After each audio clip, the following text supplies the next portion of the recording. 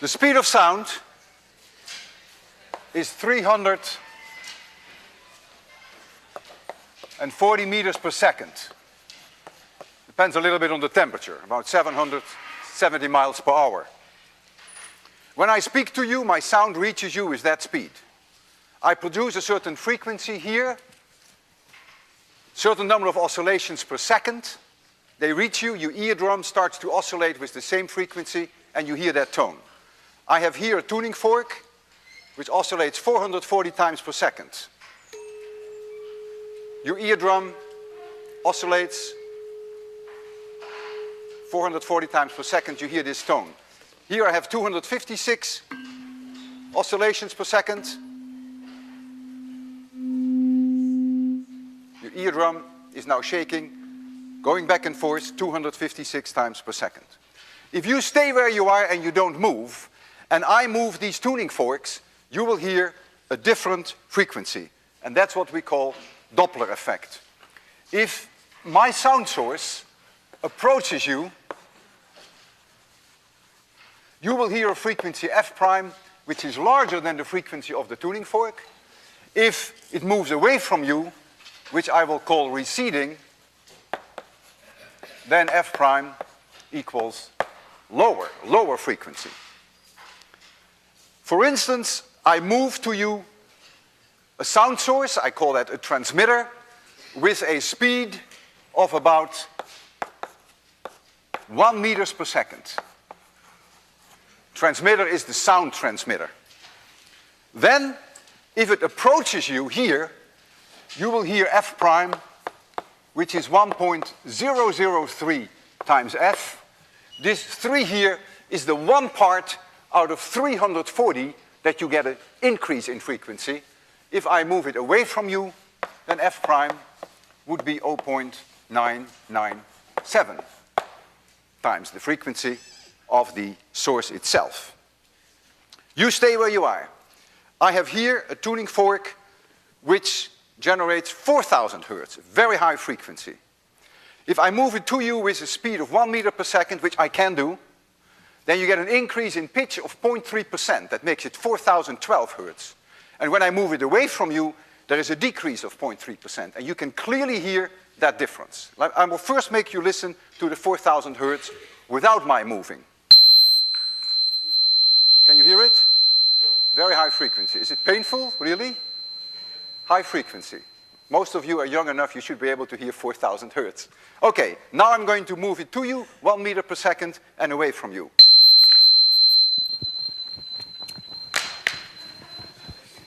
Did you hear it? Once more.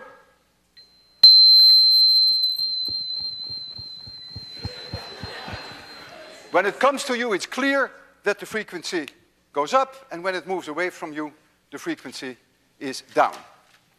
Now imagine that I'm going to rotate the sound source around in a circle.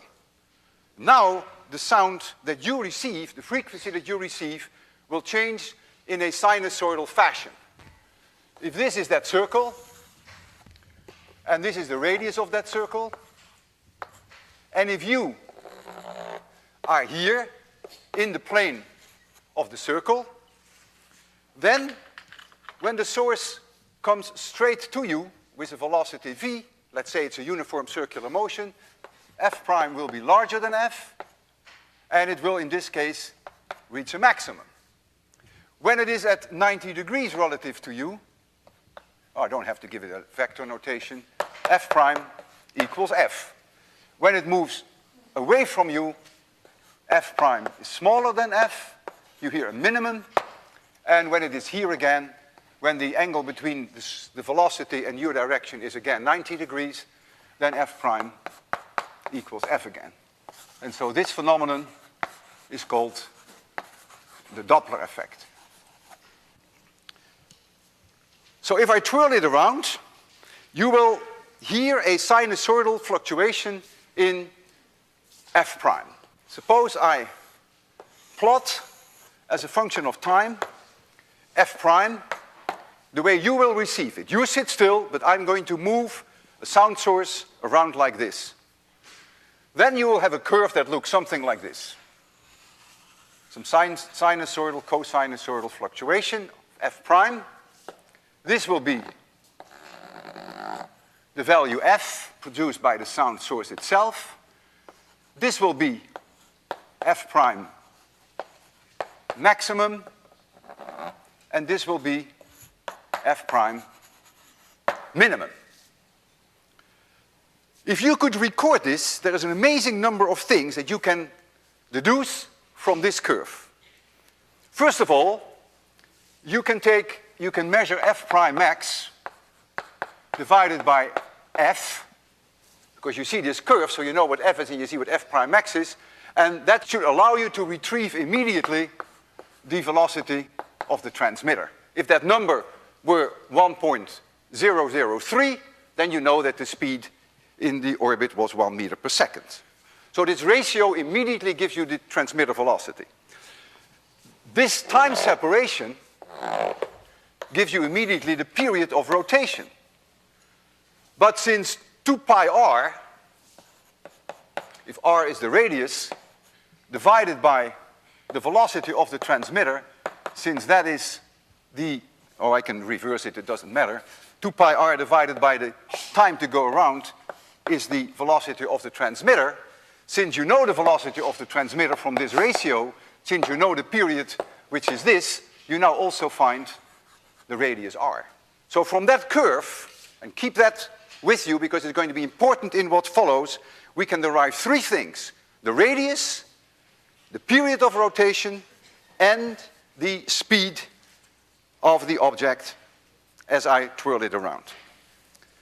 I have here what we call a wind organ. When I twirl this around, it produces a particular tone. We will talk later about 801, why it produces a particular tone. Sometimes you hear two tones. I'll try to make you hear only one. And as I swirl it around, the sound is coming, the sound source, the transmitter is coming to you. This, when it goes like this, it's 90-degree angle, so you should not hear any Doppler shift. When it is here, it's move away from you, and so you hear a sinusoidal change in f prime. Try to hear that.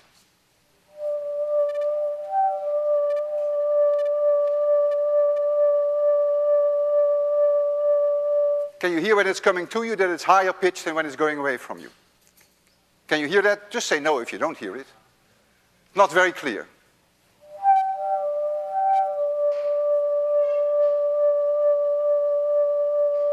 For me, it's impossible to hear because I'm standing right under it, of course. Well, I tried.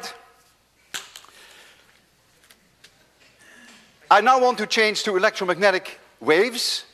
Electromagnetic waves travel with the speed of light, which is 300,000 kilometers per second. And if you want to treat that correctly, you would have to use special relativity.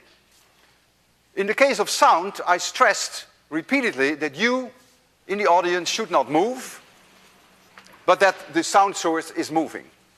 In the case of electromagnetic radiation, when you deal with the speed of light, you don't have to ask that question. It is a meaningless question in special relativity to ask whether you are moving relative to me or whether I am moving relative to you. It doesn't matter. All that matters in special relativity is the relative motion. So you can always think of yourself as standing still and make the source of electromagnetic radiation move to you or away from you, relative to you. Electromagnetic radiation is optical light, infrared, ultraviolet, radio, X-rays, gamma rays. All of that is electromagnetic radiation. If the velocity of the source of electromagnetic radiation, the transmitter, if that is way, way smaller than the speed of light, then it is very easy to predict the change in frequency due to Doppler shift. Let this be the transmitter, which produces frequency f, and here is the receiver, which receives a frequency f prime.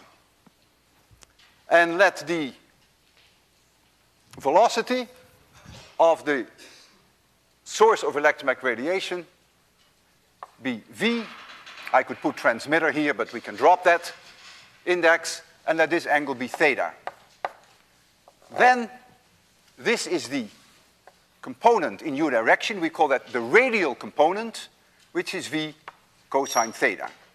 So I delete the TR. This is just the velocity of the source relative to you at that angle. If now we want to know what f prime is, then f prime equals f times 1 plus v over c times the cosine of theta. What matters is only the radial component of the velocity. This is the radial component. If theta is 90 degrees, just like we had with sound, then f prime equals f. For 90 degrees, the cosine of theta is 0, f prime equals f.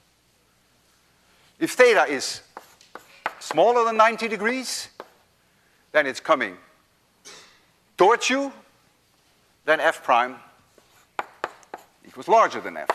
Theta equals larger than 90 degrees, it's going away from you,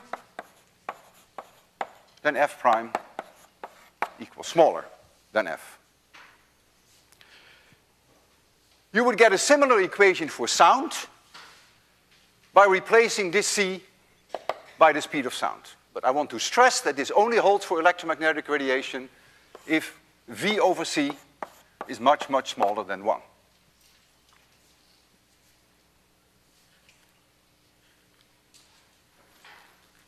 Now, when we deal with sound, there is something mechanically oscillating. Something is vibrating.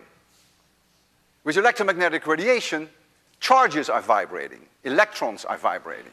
And they are vibrating with a certain frequency, and that means there is a certain period of one oscillation, and that period of one oscillation is, of course, 1 over the frequency. I can ask myself now the question, how far does electromagnetic radiation, how far does light travel in the time of one period, capital T? Well, it goes with the speed of light, so in capital T seconds, it moves a distance ct. And that distance we call the wavelength of electromagnetic radiation.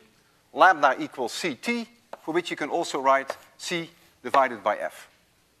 So this is the wavelength of the electromagnetic radiation, the speed of light, 300,000 kilometers per second, the period of one oscillation, say of the electrons, and this is the frequency which you can give in hertz. I could give you a specific example. I, for instance, can take a period t of 2 times 10 to the minus 15 seconds. That would give me a wavelength of about 6 times 10 to the minus 7 meters. 6 times 10 to the minus 7 meters. And that you would experience as red light. If I make the period shorter, say 1.3 times 10 to the minus 15 seconds, I get a shorter wavelength. I get 4 times 10 to the minus 7 meters. And you would experience that as blue light. In astronomy, in optical astronomy, we cannot measure the period or the frequency of optical light. All we can measure is the wavelength. And so if I want to use this equation, then I have to replace f prime by c divided by lambda prime, and f I have to replace by c divided by lambda. And when I do that, I get the following result. I get lambda prime equals lambda times 1 minus v over c cosine theta. If this is a plus, this is a minus. Check that for yourself. You have to use the small number approximation, the Taylor expansion, namely that v over c is much, much smaller than 1. So you can see now, if the object comes to you, in other words, if f prime is larger than f, if the frequency is higher, then the wavelength will be smaller. And so let me write that down. When the cosine of theta, so the object is coming to you, the cosine of theta is larger than 0, the object is approaching you, then the wavelength lambda prime will be less than lambda, and that has a name. We call that blue shift. And the reason why we call that blue shift is that if the wavelengths become shorter, it moves towards the blue end of the spectrum, because blue has a lower wavelength than red. If cosine theta is negative, then the object is receding from you.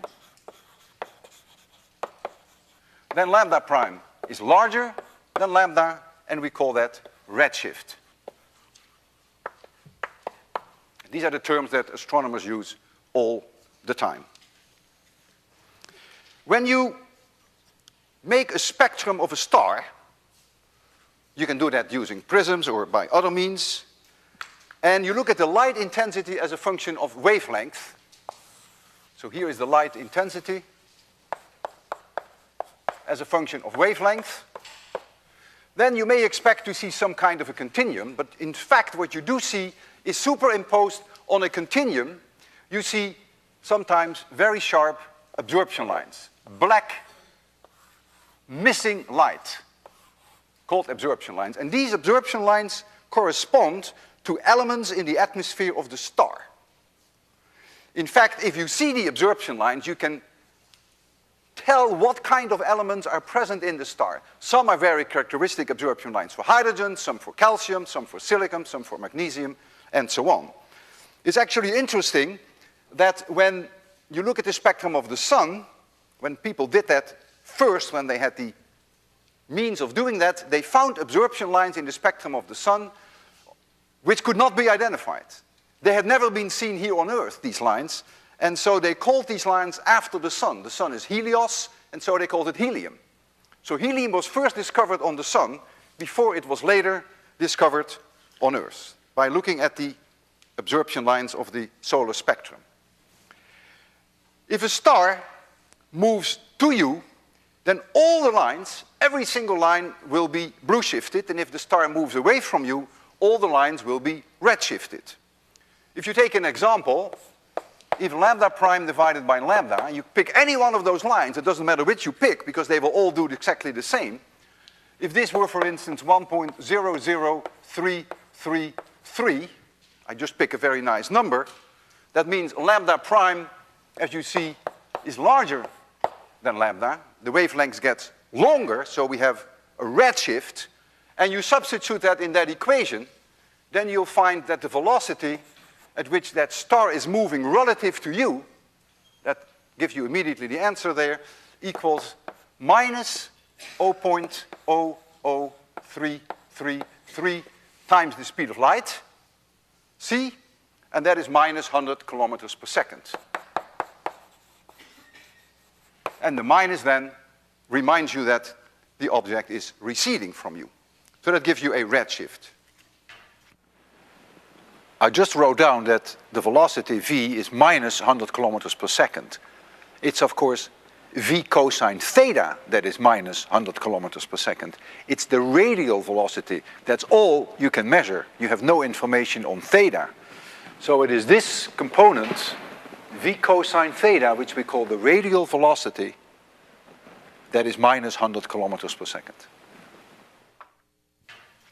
Half of all the stars in the sky are binaries. And so when you look at the spectra, you will see them go around each other. And so you in principle can measure the red shifts and the blue shifts as they go around each other.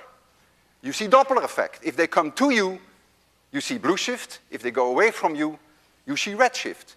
So in principle, you can determine for each one of those stars the velocity in orbit, the radius of their orbit, and of course the period of the binary system.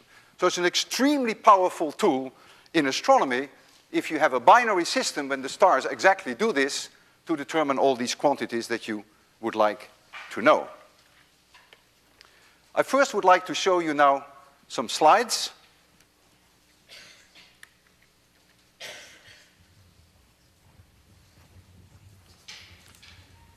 The first slide.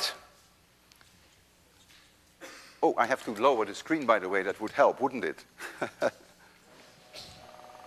The first slide is a spectrum made in the laboratory of hydrogen helium and calcium and sodium, it shows you emission lines, no absorption lines. These lines are produced by lamps, and the frequencies are very well known. Here you see the famous sodium yellow lines. So here's the red part of the spectrum, and there's the blue part of the spectrum. So we know these frequencies, we know these wavelengths very well. And here you see the spectrum of the sun with all these absorption lines that I mentioned to you, plastered with absorption lines, and each of them can be identified. These are due to calcium, iron, hydrogen, and so on. Here is the blue part of the spectrum, here is the green part, and here is the red part of the spectrum. And here you see the basic idea behind a binary system. Suppose you have a binary system that only one star is visible and the other one is invisible. And the one star shows you 3 clear absorption lines. Then as the star moves around the center of mass, you see that all these lines drift in unison. And out of this information, you get the radius, the velocity, and the period, assuming that you are on Earth in the plane of the orbit of the stars. If you have a binary system whereby both stars are visible, so you get the spectrum of both stars, then you'll see the Doppler shift of both stars in the spectrum. Here we have a simple case that we only have 2 absorption lines, not to confuse the issue. And so in the case of one star, the shift will be towards the left of the 2 lines, but the other star, the shift will be to the right. Because if you have a binary system, when one star comes to you, the other star goes away from you, and vice versa. So now you're very lucky. Now you have an ideal situation that you can find for both stars the radius of the orbit, the velocity in orbit, and the period for each star, which of course is the same for both. And here you see real data. You see here, first of all, the emission lines which are measured in the laboratory that I just showed you. They're always done simultaneously with the measurements. You always must be sure that you have a good calibration of your wavelength. And this spectrum A, the top spectrum, is of a star, a binary system that has a period of 20.5 days. And you see here single lines, if you have good eyes. That means at this very moment, both stars move relative to you at angles of 90 degrees, so you don't see any Doppler shift. But now look here, later in time, you see that this line has split in 2 lines, and this one has also split in 2 lines. Clearly, one component is coming to you, and the other component is moving away from you, and so you get all this useful information in astronomy by making the Doppler shift measurements of binary systems.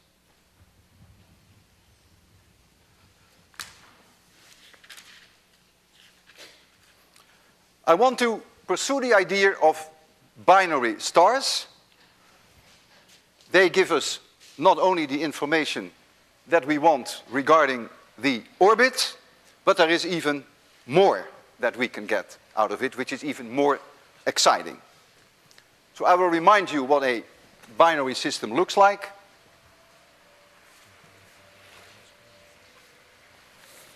Remember the second exam. I'm sure you will never forget that second exam, and maybe never forgive me for that. Binary system, star 1, radius r1, mass m1, velocity v1, and star 2, going about their common center of mass, mass m2, radius r2, and velocity v2. m1 r1 equals m2 r2. That's the way the center of mass is defined. Imagine that you as an observer are somewhere in the plane of this orbit, and you are here. And you're observing this system going around. Kepler's third law, which you derived on your exam as well as on an assignment. The period squared equals 4 pi squared times r1 plus R2 to the power 3 divided by G times M1 plus M2. Let me check that to make sure I have that right. Yes, that is correct. Imagine now you can make the Doppler shift measurements of both stars. You make the Doppler shift measurement of star number 1, so you measure lambda 1 prime as a function of time. Out of that pops immediately the period of rotation. Out of that pops the velocity, as we discussed. Out of that pop the radius R1. And now you measure the Doppler shift of star 2 as a function of time. Out of that pops the period, which of course better be the same.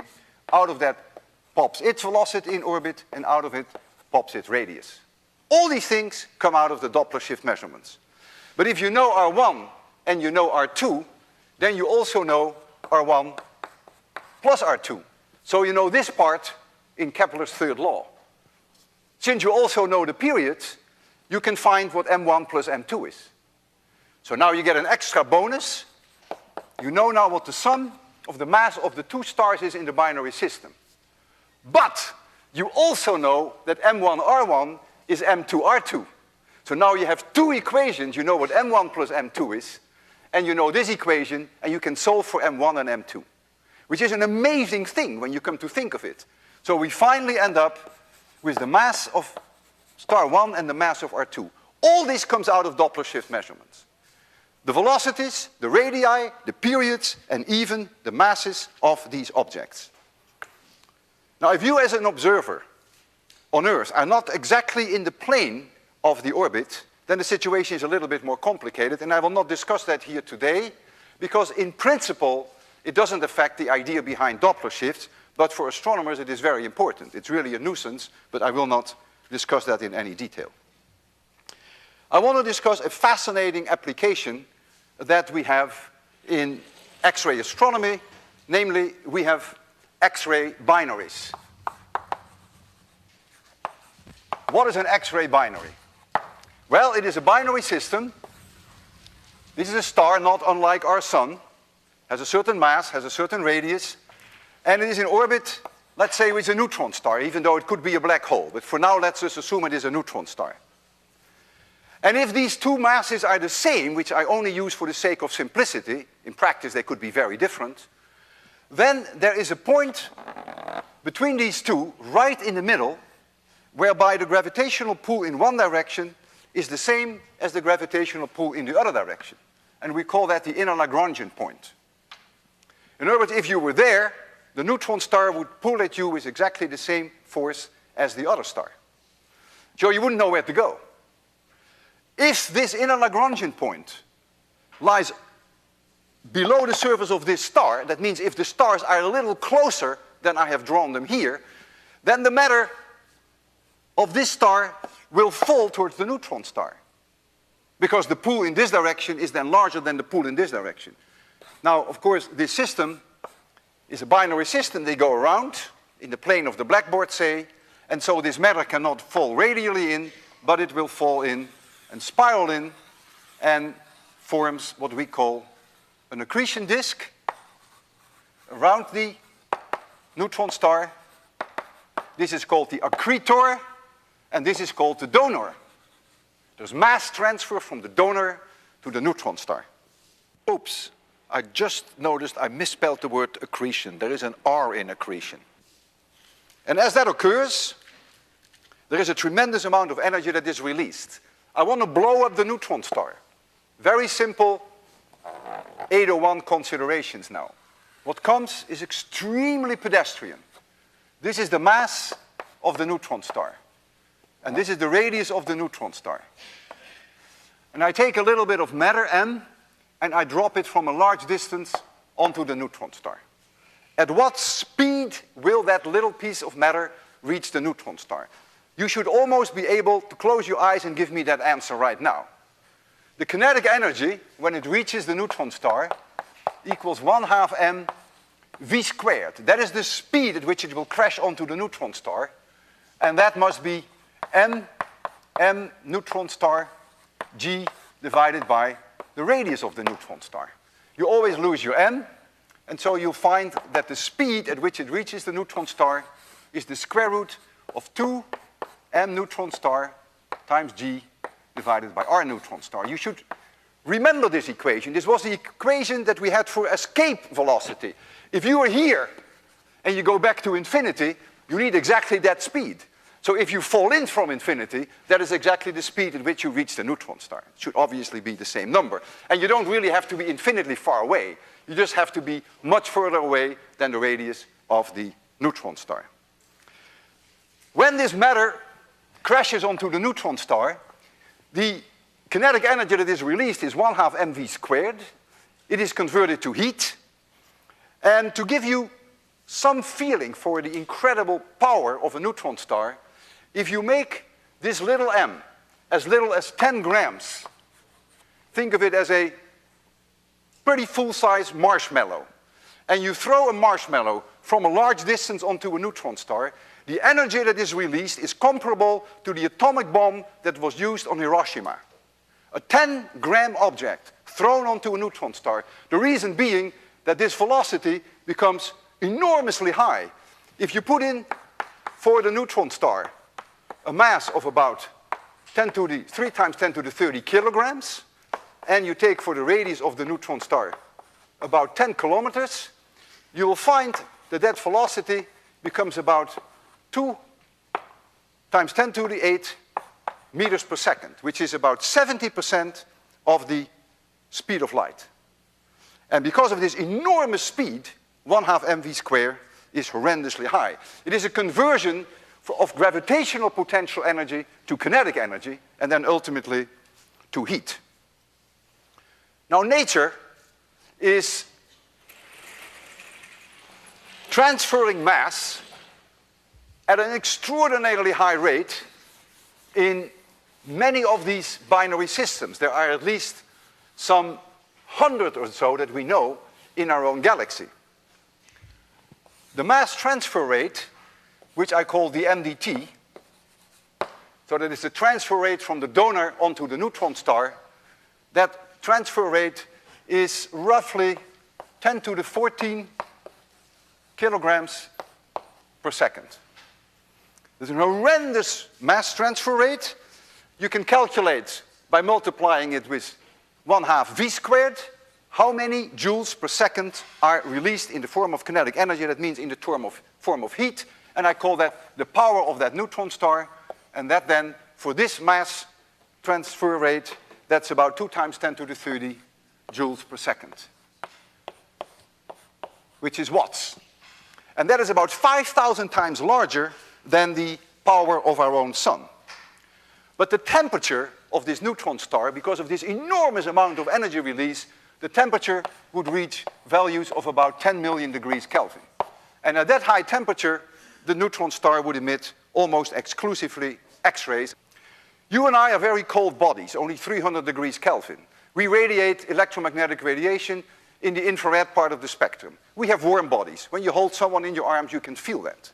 If I would heat you up to 3,000 degrees Kelvin, you would become red hot. And we could turn the light off and I would see you. You're just emitting red light. If I would heat you up to 3 million degrees, you would start to begin to radiate in X-rays. You may not like it, but that's a detail, of course. So I want you to appreciate the fact that the kind of radiation that you get depends strongly on the temperature, and at 10 million degrees, you're dealing almost exclusively with X-rays. So these binary systems are very potent sources of X-rays. The neutron stars rotate around. We discussed that earlier, conservation of angular momentum. And they have strong magnetic fields. The matter that falls onto the neutron star already heats up during the infall because there is gravitational potential energy released. And so the matter is so hot that in general it's highly ionized. And highly ionized material cannot reach a magnetic neutron star in all locations that it prefers to do so. In 802 you will learn why that's the case. However, the matter can reach the neutron star at the magnetic poles. And so what you're going to see now is you're going to have a neutron star with magnetic poles. So the matter streams in onto the magnetic poles, which give you two hotspots. And if the axis of rotation doesn't coincide with the line through the two hotspots, if the neutron star rotates, you're going to see X-ray pulsations. When the hotspot is here, you will see X-rays, and when the hotspot is here, you will not see X-rays. And so we observe from these systems X-ray pulsations. Now, think of the following. The X-ray pulsations are a clock. It is the clock of the rotating neutron star. If the neutron star in a binary system, because they always are in a binary system, these X-ray binaries, if it's coming to you, you see Doppler shifts. The ticks of the clock come a little closer together.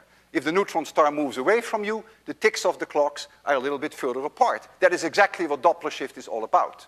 So by timing the pulses of the X-rays, you can get a handle on the Doppler shift of the neutron star. That means you can get the speed of the neutron star, you can get the radius of the orbit, and you can get the period, just like we discussed before.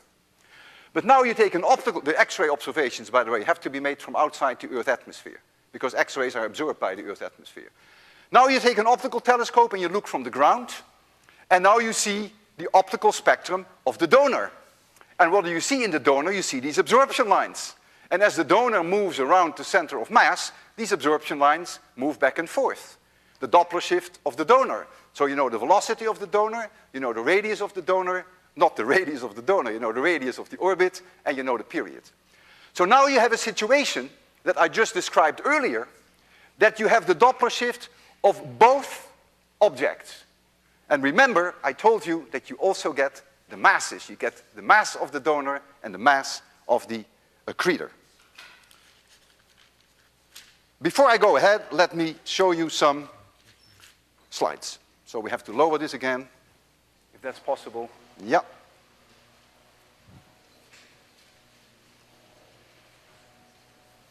I want to show you an artist's conception of such a binary system.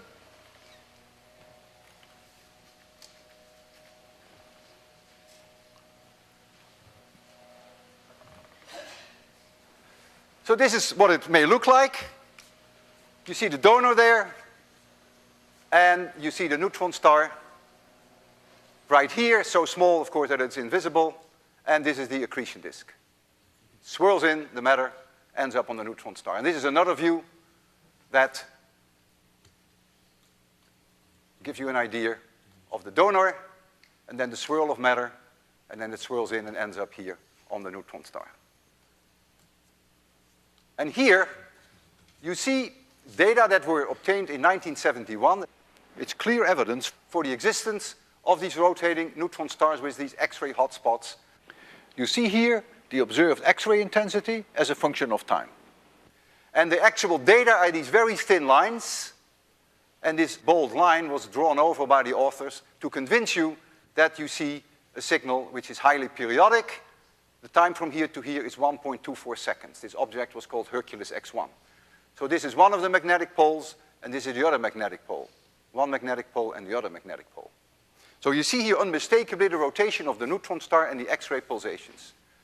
Here you see data from the same object, but now the time scale is very different. From here to here is 1 day. This is 2 days. And when you look at this data alone, forget this for now, notice that you see the source is active in X-rays. The 1.42 second oscillations you cannot see, of course, anymore because the time scale is different. But notice here, there are no X-rays at all. 1.7 days later, no X-rays at all. 1.7 days later, no X-rays at all.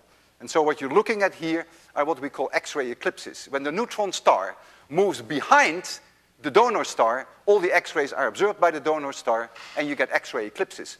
In other words, you get independently from the Doppler shift, you also get the period of the orbit by the X-ray eclipses. And this really changed our whole concept of astronomy, the existence of these neutron star binaries. And now comes a part, what are the masses of these objects? I already alluded you to the idea of the possibility that there may be black holes.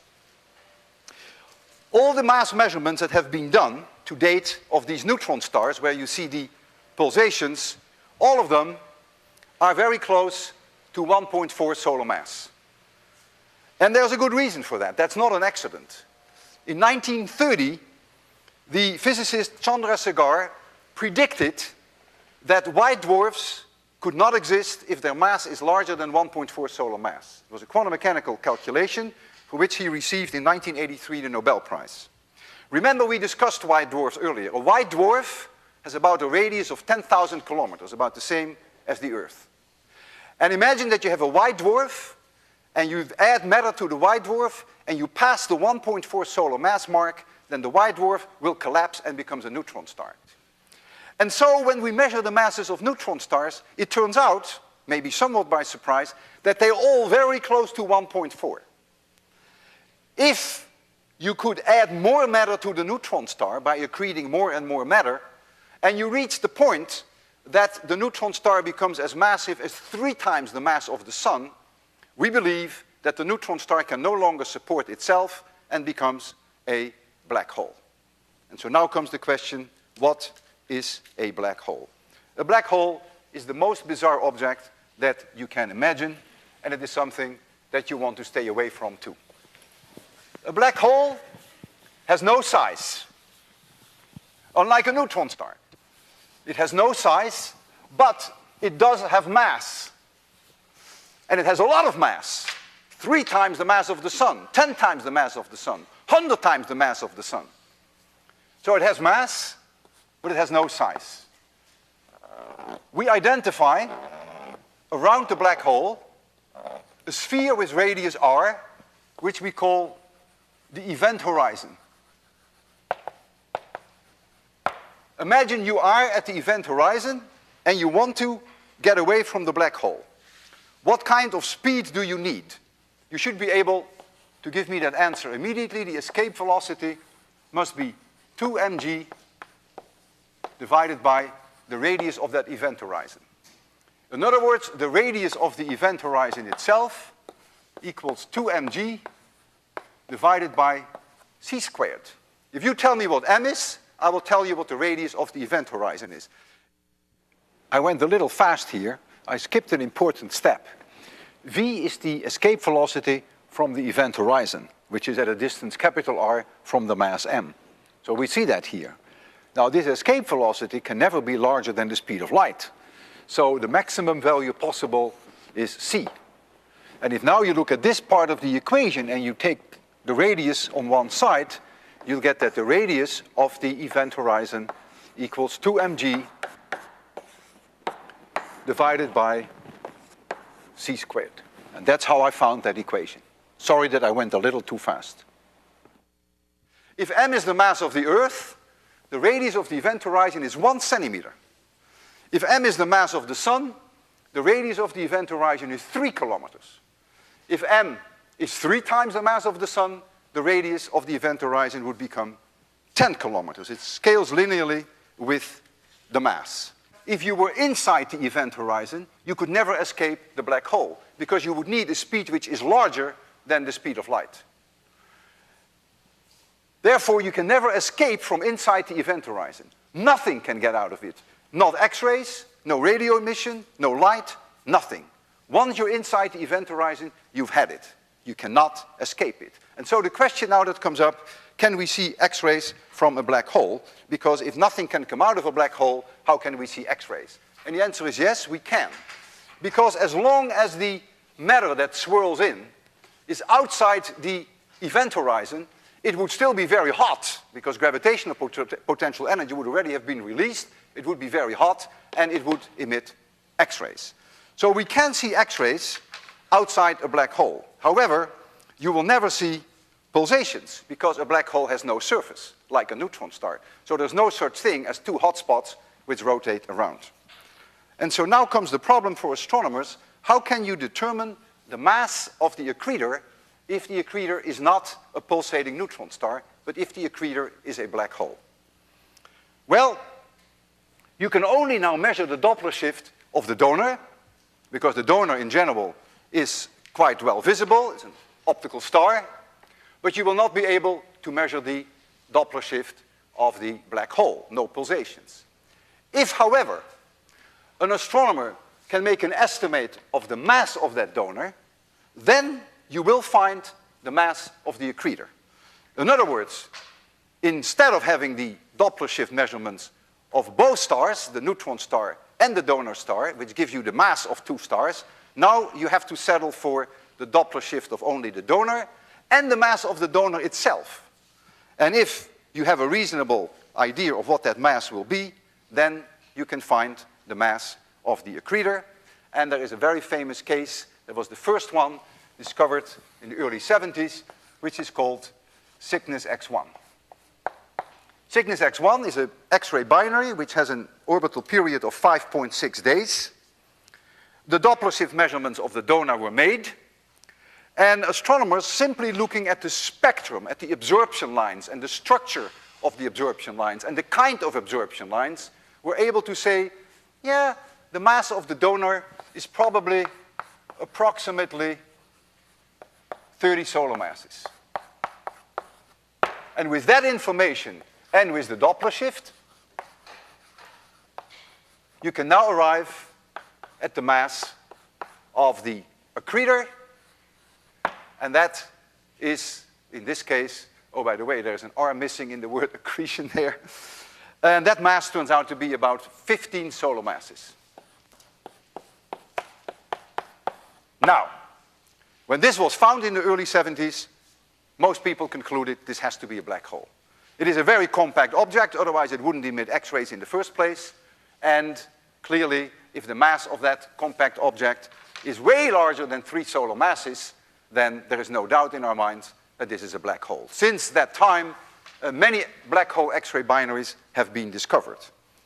So if I summarize, the amazing thing is, from studying the Doppler shift of binary systems like X-ray binaries, you can derive the orbital parameters, orbital radius, orbital period, the speed of the stars in orbit, but you can also find the masses. And whenever you make a measurement of the mass, when it is a neutron star, when you see the X-ray pulsations, you almost always find that it is very close to 1.4 times the mass of the sun. But in a few cases, you will find that the mass is substantially larger.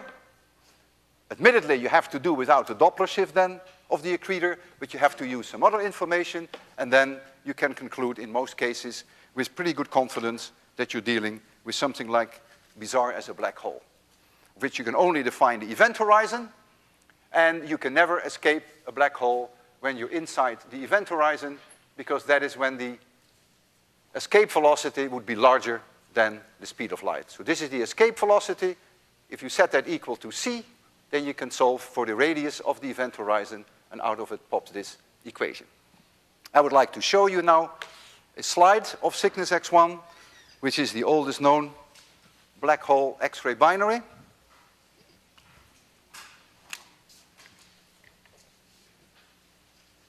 I have to lower the screen. And there it comes. This was really a bombshell when this was discovered. I still remember reading that first publication. 2 people discovered this independently, by the way. They came independently to the same conclusion. It's Tom Bolton and it was Paul Merlin. 2 independent groups.